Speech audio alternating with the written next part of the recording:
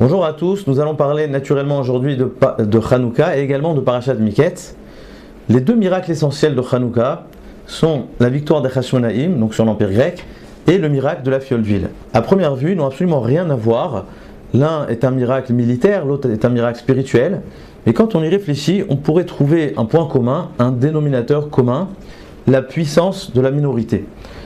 Nous savons le miracle donc des Hashmonaïm, il s'agit d'une poignée d'hommes qui font face à l'Empire grec, la plus grande puissance mondiale de l'époque, et contre toute attente, eh bien, ils vont gagner. Et pareil, lorsqu'on réfléchit au miracle de la fiole d'huile, eh bien, il s'agit également d'une toute petite quantité, toute petite mesure d'huile qui va suffire pour 8 jours. Et donc dans ces deux miracles, nous voyons la puissance de la minorité, le fait que celui qui est peu va gagner le nombreux, le limité va devenir illimité, et donc le peu contient le beaucoup. Et la question qu'on pourrait se poser, c'est qu'est-ce qui donne cette force à la minorité? Qu'est-ce que ce miracle nous enseigne justement? Comment la minorité va pouvoir devenir illimitée, va pouvoir gagner ce qui est beaucoup plus nombreux que lui, beaucoup plus fort que lui? Pour expliquer cela, j'aimerais parler un petit mot de la paracha. Nous savons que Paro a fait un rêve troublant. Il a vu donc 7 vaches grasses qui vont se faire dévorer par 7 vaches toutes maigres. Naturellement, étant troublé, il a cherché des interprétations, mais il a demandé à ses khartoumim, ses magiciens, et donc il a reçu toutes sortes d'interprétations. Certains lui ont dit « 7 filles naîtront de toi et tu enterreras 7 autres ». D'autres lui ont proposé « tu vas conquérir 7 provinces et tu vas te faire battre par 7 autres ». Jusqu'à que Yosef lui a proposé ce que nous savons du texte de la Torah, il y aura 7 années d'abondance et ensuite 7 années de famine.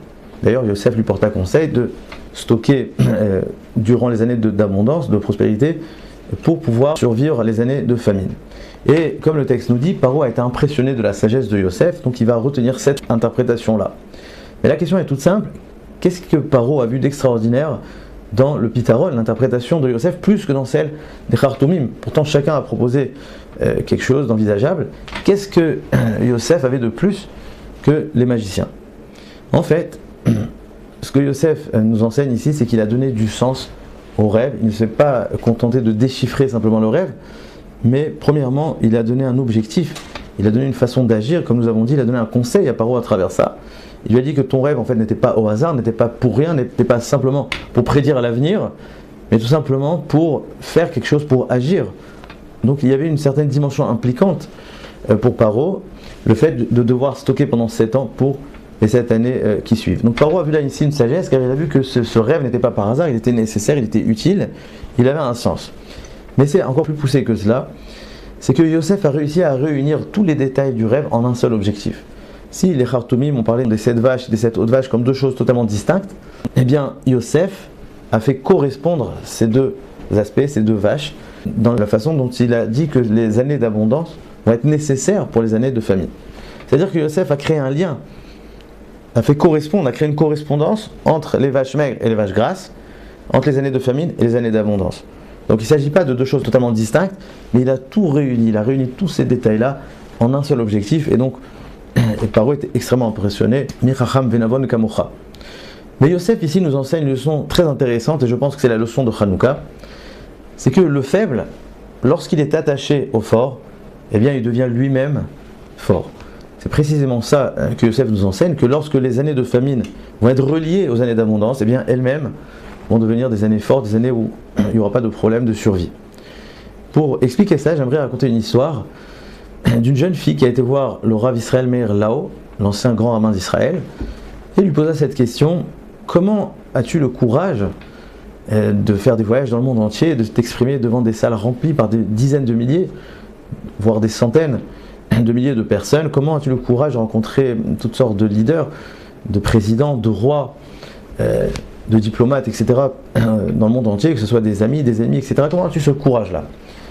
Et le Rav Lo lui répond une réponse extraordinaire. Il lui dit: chère fille, tu as raison, je suis d'accord avec toi, mais si je parlais en mon nom propre, tu aurais eu raison, c'est-à-dire j'aurais pas eu ce courage-là. Mais en fait, lorsque je m'exprime, lorsque je parle, lorsque je voyage dans le monde, je me sens comme un chaliard du peuple juif. Je parle au nom d'un peuple entier, et pas seulement le peuple présent aujourd'hui, mais l'histoire juive, le peuple au fil des générations. Et donc quand je me présente devant une salle remplie, devant des présidents, devant des rois, j'ai l'impression de porter le peuple juif entier, car je suis simplement son représentant. Donc nous voyons exactement cette idée-là, que lorsque nous portons quelque chose de plus grand que nous, lorsque nous nous inscrivons dans une dimension beaucoup plus large, beaucoup plus vaste, eh bien nous devenons nous-mêmes beaucoup plus forts. C'est quelque chose que nous voyons dans la vie souvent, par exemple, une personne, nous qui va devoir sauver un enfant, vous voyez, qui est en train de se noyer ou autre, eh bien elle aura des forces incroyables, bien au-delà de ce qu'elle est capable de faire pour elle-même. Pourquoi ? Eh bien tout simplement parce qu'il y a quelque chose ici qui le dépasse. Il y a l'idée de la famille, l'idée de la continuité, l'idée de l'enfant, qui est une idée beaucoup plus large, beaucoup plus grande que sa petite personne. Et donc lorsqu'on nous sommes connectés par quelque chose de bien plus large, nous devenons surpuissants.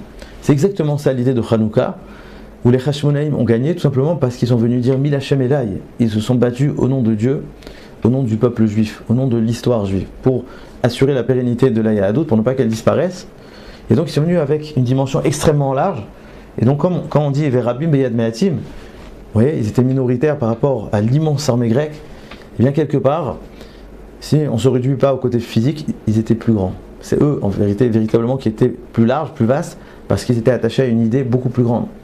C'est-à-dire que dans ce petit combat, justement, dans cette révolte de Matityahu avec ses enfants, ils avaient un idéal immense, au point où les Grecs se sont un petit peu endormis face à ce combat-là, qui était un combat extrêmement puissant, intense de leur part, et c'est par cette idée-là qu'ils ont gagné. C'est exactement cette idée, d'ailleurs, dans l'huile qui a pu durer pendant 8 jours, l'huile qui suffisait seulement pour un jour, parce que tout simplement, et cette huile-là également était kadosh, elle était sainte.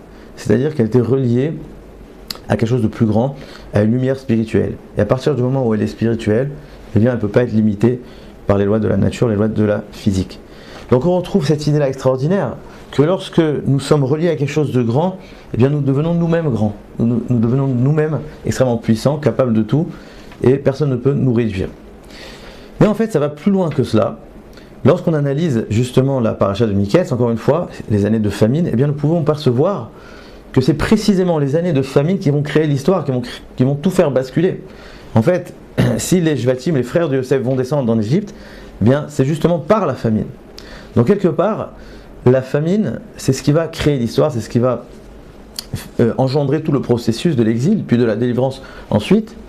Et donc on pourrait déduire encore une autre idée encore plus profonde, non seulement que le petit peut devenir grand lorsqu'il porte le grand, mais en fait, la grandeur réside précisément là où on est petit, là où on est discret. C'est l'autre idée, c'est l'idée supplémentaire que nous pouvons apprendre encore de cette paracha. Donc c'est les vaches grasses, en vérité c'est simplement des années de confort, etc. Mais qu'est-ce qui va tout faire bouger, qu'est-ce qui va nous faire agir? C'est les années de famine. Donc c'est en fait ce qui est justement le faible, ce qui est petit, etc. qui fait bouger l'homme. Et c'est peut-être ce que nous dit le Midrash à partir du pasuk Yoshev, Beseter Elion. Donc littéralement, celui qui réside Beseter discrètement, Elion il est élevé.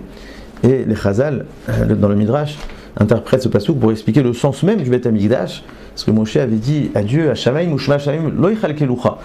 Le monde, les cieux et le monde entier ne suffisent pas pour contenir ta présence, ta shrina. Et Akadosh Baruch Hu lui a répondu non, Yoshev Beseter Elion. Et le Midrash explique celui qui réside dans la discrétion est forcément plus grand, et inversement, pour être grand, eh bien, il faut résider dans la discrétion.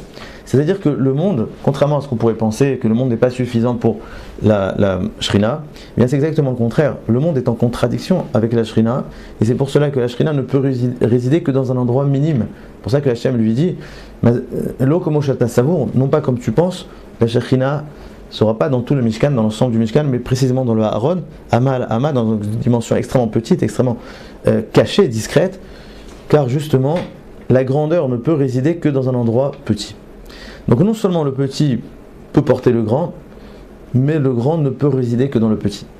Et c'est peut-être ça l'idée de Hanouka, c'est que la vraie puissance ne se mesure pas en chiffres, mais en connexion. Ce qui nous définit, c'est pas notre taille, nos capacités limitées, mais à quoi nous sommes connectés. Et donc je vous invite, quand vous allez voir ces bougies de la Hanoukia, cette petite flamme toute sensible, mais qui est capable d'être éternelle, cette huile qui va de loin au-delà des codes de la nature, du Teva, eh bien, quand nous allons voir ces flammes-là, rappelons-nous que ces flammes, c'est nous-mêmes.